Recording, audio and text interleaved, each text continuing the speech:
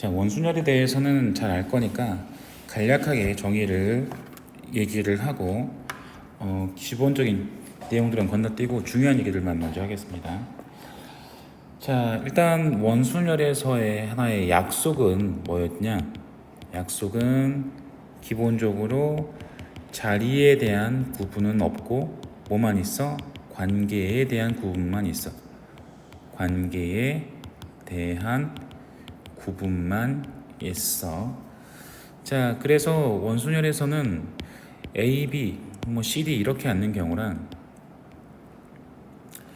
자, A, B, C, D 이렇게 앉는 경우가 서로 같은 경우가 되는 거지. 자, 이렇게 앉을 때랑 이렇게 앉을 때는 A나 B의 입장에서는 A가 일어나서 이 자리로 가야 되고 C는 일어나서 이 자리로 가야 돼. 지금 이 그림에 의하면. 하지만 서로 관계에서는 B가 A의 앞에 있고 A의 입장에서는 B가 앞에 있고 C는 오른쪽, D는 왼쪽에 있잖아. 근데 이 경우도 B는 앞에, C는 오른쪽, D는 왼쪽에 있으니까 얘는 같은 관계에 있다라고 보는 거지. 자리를 바꿔달라고 했지만 이렇게 바꾼다라고 해서 서로 다른 자리로 인식하지 않는다라는 약속이야. 물론 A의 입장에서만 같고 B나 C, D의 입장에서 다르다라고 하면 이는 다른 경우가 되는 거지만 자, 요 경우나 이 경우는 A의 입장에서 전체가 다 똑같아지기 때문에 B, C, D의 입장에서도 같아지게 되는 거거든. 자, 원순열은 기본적으로 자리에 대한 구분은 없고 관계에 대한 구분만 있다. 자리에 대한 구분은 없기 때문에 원순열의 경우는 회전했을 때 겹쳐지는 횟수만큼의 중복이 생겨. 그래서 전체를 다 배열을 하고 회전했을 때 생기는 중복을 나눠주게 되는 거지. 자, 하지만 전체 회전했을 때 중복이 생기는 게 몇 번이나 생기는지는 기본적인 도형 아니면 우리가 알기 힘들어. 그리고 실전에서 나오는 원순열은 기본적인 도형들보다는 변형되고 응용되고 다른 조건들과 같이 플러스 되는 개념들 같이 나오는 경우들이 많단 말이야. 이게 최신 트렌드다라고 생각을 해도 되거든. 자, 기본적인 원순열은 그냥 회전에 대해서 중복되는 경우의 수에다가 같은 원소가 나와 있다거나 같은 원소가 나와 있다거나 아니면 빈자리가 있다거나 아니면 인접하지 않는다거나 아니면 요즘에는 그릇에다가 음식을 넣는 것들처럼 자리를 중복해서 배열을 한다거나 등등의 다른 개념들과 같이 플러스 되어서 나오기 때문에 몇 번이나 중복되는지 알 수 없을 때가 많아. 그래서 어떻게 한다? 쌤이 바라는 건 자, 관계에 대한 구분밖에 없기 때문에 쌤이 바라는 원순열을 푸는 방법은 내가 순서를 부여하겠다. 자, 전체 원소 중에서 같은 것이 있다라는 것들을 가정을 하고 설명을 하면 전체 원소 중에서 구분되는 독립된 한 개밖에 없는 유일한 이런 원소가 있을 거란 말이야. 그 원소를 먼저 배열을 하고 그 원소를 먼저 배열을 해버리면 그 경우의 수는 한 가지나 두 가지 증정으로 나오겠지. 그 다음에 그 원소가 배열이 돼버렸기 때문에 그 원소를 기준으로 관계를 잡아 자리를 구분시키고 그 경우를 따로따로 구해주게 되는 거지. 자, 좀 전에 보여줬던 요 예에서는 기본적인 다른 조건들이 없기 때문에 경우의 수를 구해준다라고 하면 전체를 다 배열을 하고 회전했을 때 4번 겹쳐지기 때문에 나누기 4를 하게 되는 거거든. 자, 요거는 기본적인 방법으로 원순열을 구해주는 건데 자, 하나를 먼저 고정시키고 하나를 먼저 배열을 해버리고 나서 나머지를 배열하겠다라고 한다면 A, B, C, D 중에서 A를 먼저 배열을 해라. A가 들어갈 수 있는 자리는 지금 현재 4개의 자리가 있지만 어떤 자리에 대해서도 구분이 되지는 않은 상태야. 그래서 A를 배열하는 경우는 한 가지밖에 없어. 그리고 이어서 B, C, D를 배열하되 A가 한 자리에 들어갔다라고 하면 A의 기준으로 A의 입장에서는 요 세 개 자리가 왼쪽 오른쪽 맞은편 구분이 되는 거거든. 그 구분되는 자리에 남은 3명을 배열하는 건 3팩이다 라고 하는 거지. 자, 구분된 자리에 나머지를 배열하겠다라는 말들을 잘 이해 못한 사람들이 있어서 A가 샌다, 네가 세라 원순열이라고 얘기를 하잖아. A가 남은 3명을 배열을 한다 라고 하면 B 너는 요 자리 중에 하나에 들어가, C 너는 B가 들어간 자리 빼고 남은 2자리 중에 하나에 들어가, D 너는 남은 한 자리에 들어가. 순서대로 3가지, 2가지, 1가지. 지금 순서에 대해서 강조를 많이 하고 있거든.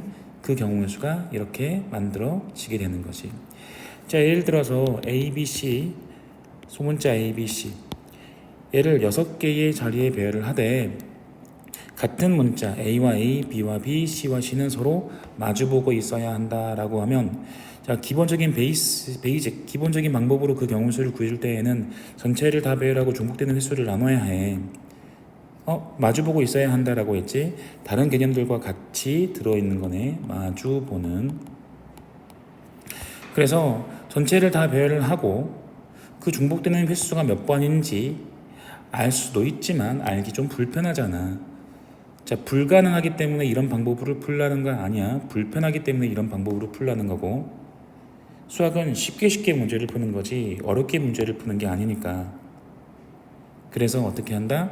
하나를 먼저 고정을 시키고 그 고정된 원소가 나머지를 배열을 한다 이거야. 어떻게 한다? 자리가 현재는 6개가 있어. 6명을 배열을 해야 되는 거니까 그때 요 A를 먼저 배열한다면 A가 들어갈 수 있는 자리는 1가지밖에 없지. 그리고 나서 A가 남은 5명을 다 배열을 하는 건데, 자, 같은 알파벳의 문자는 서로 마주보고 있어야 한다라고 했으니까 A가 배열을 하기를 요 맞은편 자리는 무조건 누가 와야 돼? B가 오고 싶은데 라고 하면 A는 얘기할 거 아니야. 너 안 돼. 이 자리에는 무조건 소문자 A밖에 못 와. 그래서 너가 올 수 있는 경우는 1가지밖에 없어. 됐어? 그 다음 B가 올 수 있는 자리는 몇 가지야? B가 올 수 있는 자리는 B는 어디에 와도 상관이 없거든. 그래서 B는 4가지야. 그런데 B가 어디에 오든 상관없이 그 맞은편 자리는 B의 자리가 와야 되는 거잖아. 제가 가야 합니다 라고 1가지. 그 다음 요 대문자 C가 들어갈 수 있는 경우는 2가지, 맞은편 자리 1가지. 그렇게 대해서 사람을 기준으로 경우를 이렇게 바꿔버리게 되면 회전에 대한 중복들을 생각하지 않고 그 경우 수를 구할 수 있기 때문에 쉽단 말이야. 물론 연습이 안 되면 이것도 어렵겠지. 자, 예를 들어서 서로 다른 5개의 접시를 원 모양의 탁자에 일정한 간격을 두고 원형으로 놓은 후 5개의 접시 중에서 3개의 접시 위에 서로 다른 3개의 냅킨을 각각 한 장씩 올려놓습니다. 자, 원 모양의 식탁에 접시를 먼저 배열하고 접시 위에 냅킨을 올려놓게 되는 거지. 그러니까 켜켜이 쌓이는 중첩을 의미를 하며 거기에다가 냅킨을 올려놓지 않은 접시 2개가, 접시는 5개인데 냅킨은 2개잖아. 그게 서로 이웃하지도 않아야 한대. 조건들이 플러스 되고 있어. 그러니 자, 이웃하지 않는 것들도 할 수 있고 냅킨을 올려놓는 것도 할 수 있어. 하지만 어떻게 돼? 하지만 지금 원순열에 대한 회전까지 동시에 고려해야 되는 거잖아. 동시에 고려해야 되는 거니까 우리는 한 번에 구하기 힘들다고. 그래서 적어도 하나 회전에 대한 중복만은 없애버릴 수가 있는 거지. 회전에 대한 중복만은 없애버릴 수 있다. 어떻게? 하나를 고정시켜버리면 돼. 일단 접시 5개를 배라는데 A 접시, B 접시, C 접시, D 접시, E 접시, 얘를 접시라고 하고 그 위에 냅킨을 넣는데 냅킨은 1, 2, 3이라고 하자. 그래서 먼저 접시를 넣는 방법은 5개를 넣는 거니까 하나를 고정시키고 남은 4개 자리에 남은 4개를 넣는 경우의 수가 4팩만큼이 남았고 그 자리에 냅킨 3개를 넣어주면 돼. 자, 아까는 A를 넣는 경우의 수가 1가지밖에 없어. 어디에 들어가든 똑같기 때문에. 하지만 이렇게 5개의 접시를 다 배열한 상태에서는 자리에 대한 구분들이 생긴단 말이야. 그러면 요 그 중에서 이 세 개를 배열을 할 때 빈 접시를 냅킨을 올려놓지는 빈 접시를 00이라고 하고 얘가 이웃하지 않도록 배열을 해야 되는 거잖아. 그러면은 자 전체를 배열을 하고 5팩 나누기 2팩 요 두 개가 이웃하는 경우만 빼주자. 이웃하는 경우가 하나, 둘, 셋, 넷, 5가지가 있으니까 5 곱하기 3팩. 자, 이렇게 빼주게 되면 그 경우의 수가 만들어지게 되겠지. 회전에 대한 중복은 적어도 고려하지는 않잖아.